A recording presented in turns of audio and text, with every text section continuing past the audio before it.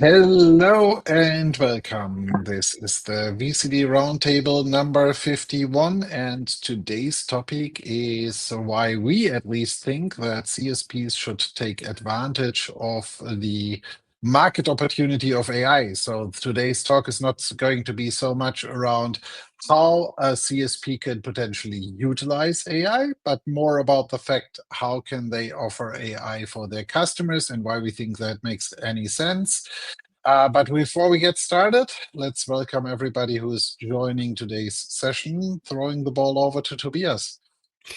Hello and welcome to episode 51. Good to be back after short absence, a couple of weeks. Yeah, and happy to talk about AI. Sasha. Yes, also welcome from my side. Let's talk about AI. That's an important topic for the future if you want to stay in the service provider program and if you want to find customers, because more and more customers asking for all of the AI stuff. Matthias. Yeah, also welcome from my side here as always, and looking forward what you guys are sharing today. Okay, so I thought because you actually renamed yourself already that you are actually, or is that maybe the AI system? I'm actually blaming AI now for every mistake my computer makes. It's like every time it closes Outlook, it's basically the AI system actually trying to give me a clear sign that I should focus on something else. Makes my life a lot easier. But honestly, in German we have a phrase like a computer helps to solve problems we wouldn't have without them. Maybe AI is just the next stage to this road journey to somewhere. Maybe. So let me set the stage for today quite for a bit. So we are living in, I would say, very interesting times, nearly daily changes on who actually imposes tariffs and all kinds of other things on everybody else, which has clear implications how corporations are deciding where to host their data or where not to host their data. However, we started the whole AI discussion with many CSPs already a couple of months ago, where the discussion was more around the topic that customers are getting more and more curious about what happens to their data. Where in the past we had with data sovereignty, we had a lot of the discussion more around the fact is like, yeah, I want to make sure from a privacy whatsoever perspective that my data is not in the US or in Europe, and that not the US government can actually get access to my data, because potentially they might do something with the data or give someone else an advantage. The risk factor, which more and more corporations see nowadays, so the end customers of our service providers, is the challenge is like, what if, let's say, one of the hyperscalers is actually training their AI system with my data on how we build machinery, on how we support customers, how we write designs, or anything else.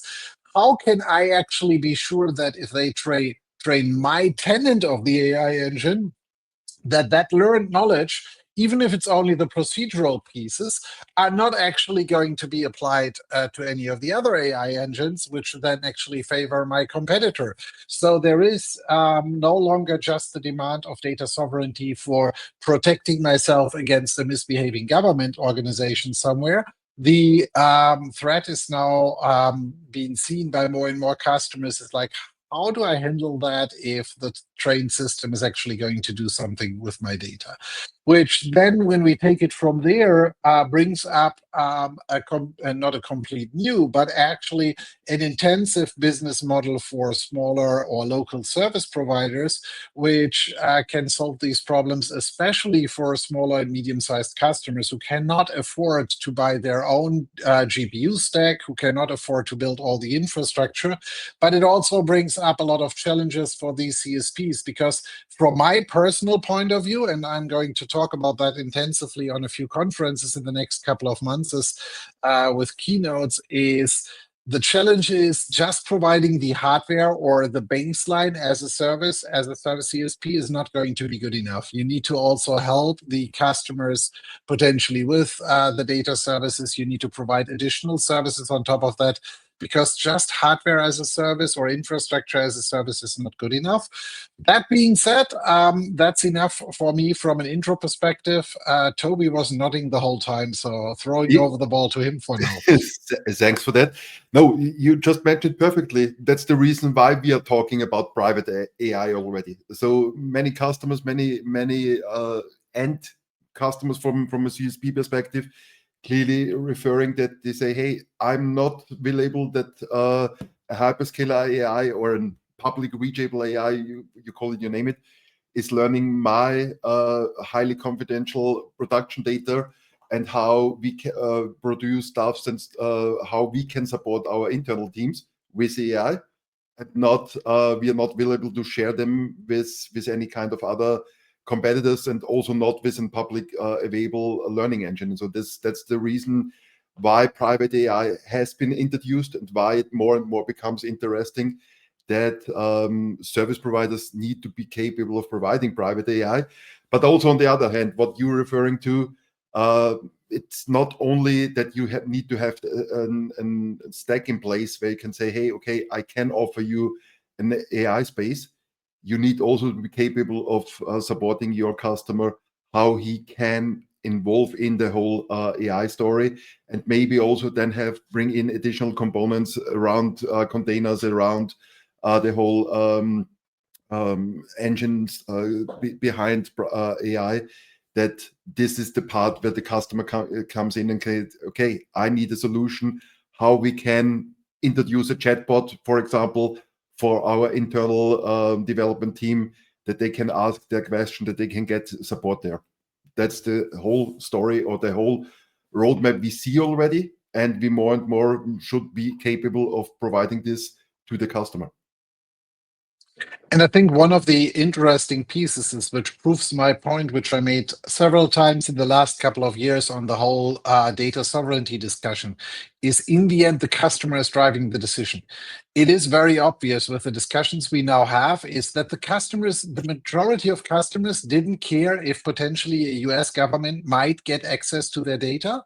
But now that we get to the point that it could mean that their competition gets advantage out of it, that someone else gets advantage out of it, all of a sudden it becomes a topic that, hey, I want to have my data local. I want to have it as nearby as possible, which again and again shows that the pure threat never really was so worrying for customers. And it should not actually, this is not to actually evaluate whether this is good or bad for customers, but it kind of proves the whole point is like, as long as you don't see the threat, and it also means customers are aware of the threat, because otherwise they wouldn't care now. But they didn't care if a potential other government would see it. But now this is a different story. Sasha. Yeah, I think you covered all the points. So as a service provider, you need to take a look which category you want to start with. And I recommend for every service provider to, take a look how you can consume AI in the first place. Build your first AI infrastructure. Take a look at the complete container stuff, because that becomes now with AI more and more important. So most of the AI solutions based on Kubernetes, on container stuff, and needs to be rolled out, scaled in, because there are, depending on the AI topics you want to cover, they can expand to a lot of virtual machines. And most of the time, customers only need it for a few hours or a few days, and not over a complete month. So you need really to think about what are the topics that you want to cover, what are the timelines, what are your roadmap. You need to build your team around that, because that will not longer be the normal vSphere admin who will cover that Kubernetes stuff, and also who will cover the complete AI stuff. Because most of your customers will come to you and say, hey, I have some, or I want to work with AI. They have maybe no clue. Other customers will come to you and they, hey, I need an environment where I can run my virtual machines for AI stuff. I don't want to buy GPUs. Or I don't have the money. I only need it for a few hours in a month, or every 2 months for a few hours. And then are all the different parts of the AI stuff where you need to figure out what are the right package for your customer to start with, what are the right packages to grow with your customers together. So I think that's important topics. Take a look, think about what your customer need, and start with how you can use the AI by yourself. So large language models. Train yourself how to train the LLMs with your information you currently have. Most of you will have a SharePoint server. Most of you will have a Confluence or many data, and you can feed this LLM with your informations. You can use it as a private AI, and then figuring out, for example, use it for your support. So put in all the knowledge space entries from Broadcom, put in other informations from Broadcom around that, an architecture guide, best practice design, and then take a look what happens. Because, for example, we did it for some testings, and we then, in a second step, put it in a purple screen from a vSphere. And they get clearly out, hey, we have found this knowledge base entries with this information. That are the next steps you need to do to solve this problem. So that's a very easy first step. And what I would like to add, Sasha, because you're 100% on the right way.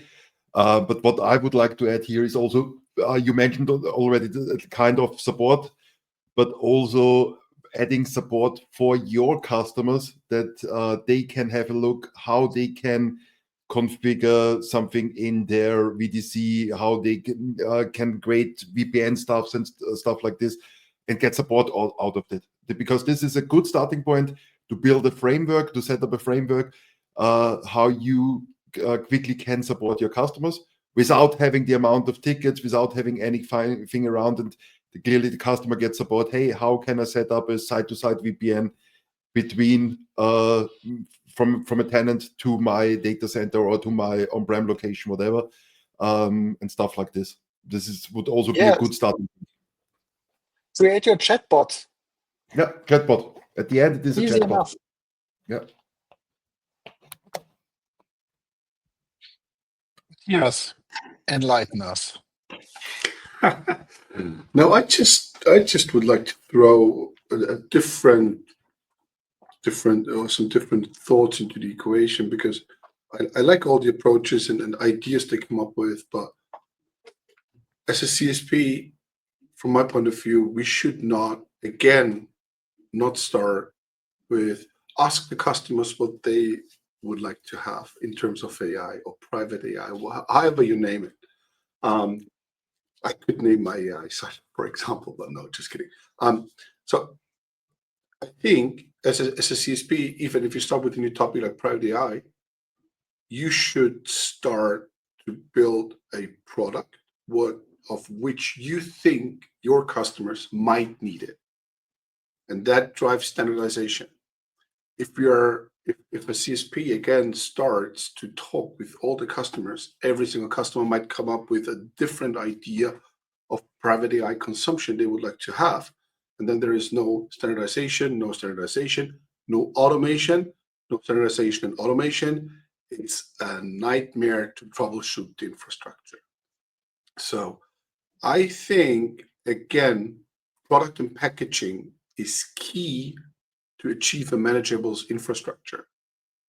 Because if I can't manage the infrastructure for my customers, I can't offer a stable product. If the product is not stable, customer is not satisfied, no customer satisfaction, and so on and so forth. So I think we should not take that part out of the equation. Private AI offers a huge, broad, possible range of products to build. And again, what we saw in the past, so where did we start with, for example, with NSX? So we had NSX, and then NSX offered tons of different networking features. And we convinced the CSPs, guys, please do not offer everything because you can't manage it. So I think it's the same approach we should take with private AI, starting at, guys, this is the broad range we have of possible products and packagings. So which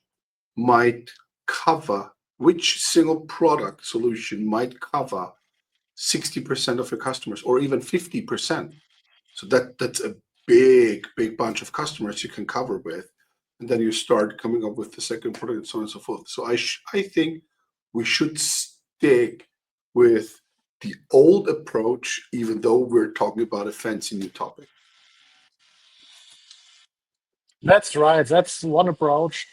These the other ones where you clearly can ask some customers, because there are a lot of customers still working with AI, working with hyperscalers, working on local computers with AI, fighting with AI, I would say, in some cases. But I want to primarily add one more idea. So I think for all of the customers from the service providers who are new on the AI stuff, maybe you are able to build a lab or a small environment to showcase what's possible with AI. Go with your head around what are the different scenarios of AI you can cover as a service provider, and showcase the customer what does it means in their environment. So have a small environment where you can say, hey, you can log in, you can work with some stuff, can have some sample labs where you can say, hey, put in your informations and you will get that output. So how to learn LLMs, whatever. So I would say a lot of customers still working with AI, but also a lot of other customers don't have any clue about AI. They heard about AI and don't know what's to do with AI, or what they can do, or what they can cover with AI.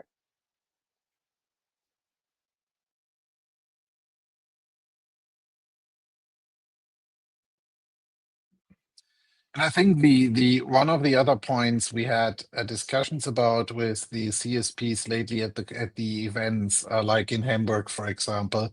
I think the biggest mistake you can do if you take the decision on that you want to go on the AI journey, that you start too small.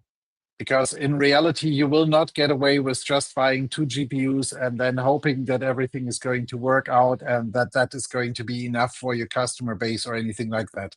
You either really build a dedicated cluster for these scenarios with enough hardware, with enough CPU power, with enough memory and everything else, or you leave it alone. This is because in the end, the customers will, once the customers figure out what they want to do, they are quickly going to burst workloads up. And as they are bursting workloads up, you cannot actually come back and say, it's like, yeah, sadly, it's going to take now 3 months until we have the next GPUs available, because at that point in time, customers are going to be on the move. And so all of that being said, it's like, this is not something you can just actually say, we are slowly going to try this out. Because there will be others who are actually going to compete with you. Because what you need to keep in mind, we have in the service provider space, especially in Europe, we have a few service providers which come out of the gaming industry, which most of the infrastructure service providers have absolutely not on their radar, because they were not seen as a competition over the last couple of years. All of a sudden, these are the guys who have very good contracts already with NVIDIA. They are known for having access to cards and everything else. And in many cases, they also have the budget for it. So if they want to start, they are most likely going to start with hundreds of hosts or something like that. So I'm not saying that you need to go that extreme, but just setting up 2 nodes with each 1 GPU most likely is not going to be good enough. I mean, that's nice as a playground, but not as a starting point. So if you want to go down this journey, it's like your team can actually train themselves up with whatever they can do on a local MacBook, or if you want to have something a bit more fancy, give them a Mac Studio or something like that. When you look out on the internet, people have gotten fantastic results with that one. And then once they have the knowledge and everything else, in the parallel, start designing your hardware infrastructure and then build it. If you're not owning the physical data center, speak to the data center first and talk about energy and cooling, because the whole game we are discussing here is a bit like in the old blade chassis world. It's like, I remember back in those days where everybody's like, great, I actually have my cage. I can finally squeeze in 4 times as many hosts as I could before. Up until the point where the data center operator caught you and said, it's like, there is an amps and temperature limit per rack. You cannot actually squeeze all blade chassis in there. So, and that is more or less even worse with the current GPU scenario. So you need to plan for that as well. If you own the data center, the physical one, you should also plan for it. It's not necessarily easy. But all of these are things, and there will be a huge demand, because in the end, when you see already what people are building already with AI agents and everything else, it's like, this is going to be a heavily competing market in the future, and especially in the, let's say, low-hanging fruit jobs when it comes down to call center agents and stuff like that, when you already demo out what new AI call centers actually look like and how they work. I'm honest, instead of calling up any of the airline hotline desks or anything like that, I rather want to actually talk to one of the AI agents by now, because they are far better, and actually they are happy with their job. And they don't come across like, it's like, oh, another one of these customers, I really hate my job. It's like, no, they are always happy and cheery, and it's really fun. The last one I played around with actually made jokes during the call. So they are really getting so natural that it's getting very, very hard to identify them. Good. Anything we missed out? I mean, clearly VMware has a solution for that, which you can buy by core per core. We missed that part. But I mean, you could, in theory, even build it yourself. You're not bound to do that. But the question is, if you really want to build up all the knowledge, it's, as always, it's like you can build all of that with open source just on your VCF core stack. Or you can actually at least get off the first few stages by buying it prepackaged. So that's going to be the point. The other important part is not for our challenge days in May, maybe for the challenge days in June, but latest for the ones after our challenge day summer break, which are going to be, I think, in September, October, somewhere around that. Those challenge days will they will have AI modules in them. The ones before the summer break are up for discussion and up for validation, how far we can get up until then. We might have demos or something else, but it's going to be added to the challenge days, and we will keep clearly everybody posted on which one will be the first challenge days, which will have AI included into it. Good. Anything else we missed? Any other important news in the industry? I mean, Sasha, you keep smiling as if you have something to say. You can again buy 16 cores standard vSphere, so everyone in Europe is happy. You could, in theory, buy them in Europe and ship them to the US then. Yeah. Only until someone puts tariffs on top of it. Yeah, but then we have maybe taxes on it. Yeah, we don't want, or fees. It's like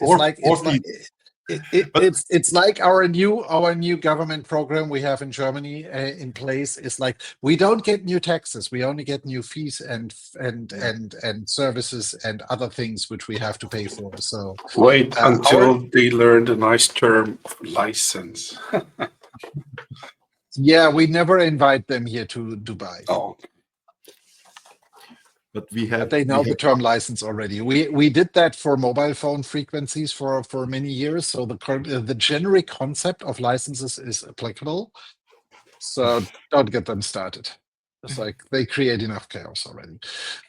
So nevertheless, I would then say, or Toby, did you have anything to add before we close? Nope. Okay. Not So the topic for the next VCD roundtable, we know already. So we are getting better. We actually have a plan. The topic for the next one is going to be HCX and VCD. Is it a go or a no-go? We will not unveil this beforehand, but we are going to make that the topic of the next VCD roundtable, which we record, I think, in 2 weeks' time. And we keep you posted up until then. With that being said, happy Easter, everybody. We hope to get everything out before the Easter break anyway. And see you then in VCD Roundtable 52 again. Sasha. Yes, so take a look at AI, take a look what's possible, join us for the next challenge days, and have a nice Easter week. Sorry. Yes, thanks for joining. Happy Easter, and see you in the next episode. Matthias. Yeah, famous last words. Stick with building blocks, as Yves mentioned. Don't try to squeeze GPUs somewhere into a host. It's not working. Doesn't make any sense. And happy Easter from my side, and Blue X, how we say, right?